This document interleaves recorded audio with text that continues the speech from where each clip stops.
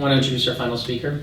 Professor Irwin Cotler was my law professor at McGill University, where he taught for many years, human rights, constitutional law, poverty law, many other important subjects.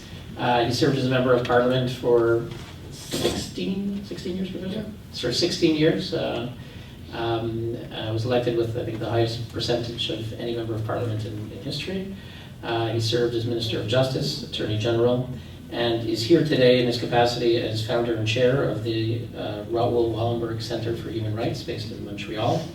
As I said yesterday, his centre's all-party coalition chairs were represented very strongly and put this issue at the center of the Canadian debate. The foreign minister spoke on this issue yesterday in response to our press conference yesterday.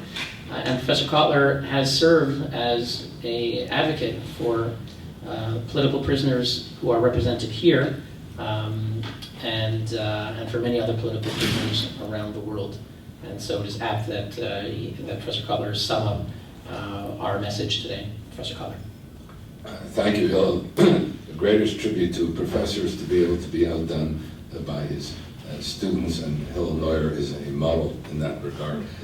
I want to address two themes that have been reflected and represented on this panel. The first is the injustice and suffering of political prisoners and the pain and torment of their families, and you witnessed it this morning in the words of Ensaf Hatter, among others. And second, the impunity of human rights violators. The very candidates for election to the UN Human Rights Council who have been highlighted here, who have been engaged in the imprisonment, torture, and murder of their own people and political prisoners amongst them, as they assault the very values that underpin the mandate of the UN Human Rights Council. Let me begin with the first theme, the pain and torment and injustice suffered by political prisoners and their families. As counsel for political prisoners, as Hill has mentioned, for some 40 years now, the patterns of persecution and prosecution and pain and injustice imposed by these human rights violators are everywhere the same. First, the criminalization of innocence. It's not what these political prisoners do, it's who they are. People who stand up for human rights, democracy, and freedom. Two, the criminalization of fundamental freedoms. Raif Badawi is a case study of the criminalization of freedom of religion, speech, assembly, association, and conscience. And similarly, what has happened to those in Russia who have done the same.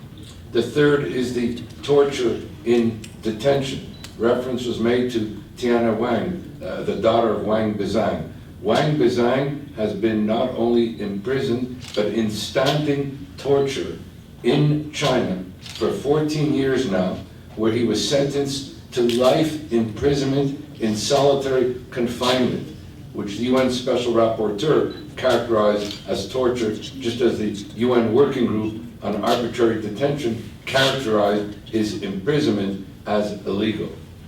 A fourth has been assassination. We have Oswaldo Paya in Cuba, and I want to mention this morning Boris Nemtsov. Boris Nemtsov was the leading democracy advocate, in fact, the leader of the opposition, democratic opposition in Russia, who came to Canada, and we held a joint press conference with him with regard to human rights violations in Russia, who was tragically murdered over 18 months ago.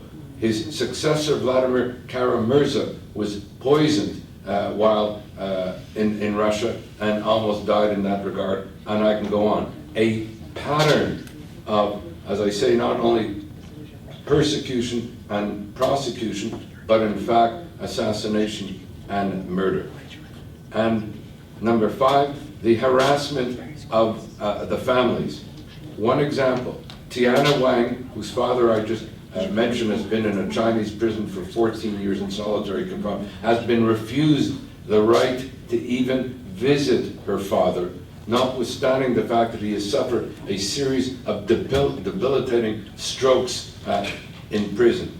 And finally, to conclude this pattern, the state-sanctioned orchestration of all these patterns of persecution and prosecution and harassment and brutality. Which brings me to the second theme, and moving to a close, and that is the culture of impunity that attends all this. It is a shocking rebuke to the United Nations itself. Okay, I was about just to conclude what we need to do about this culture of impunity. The first thing is to combat it by ensuring that human rights violators are not rewarded by being elected to the Human Rights Council.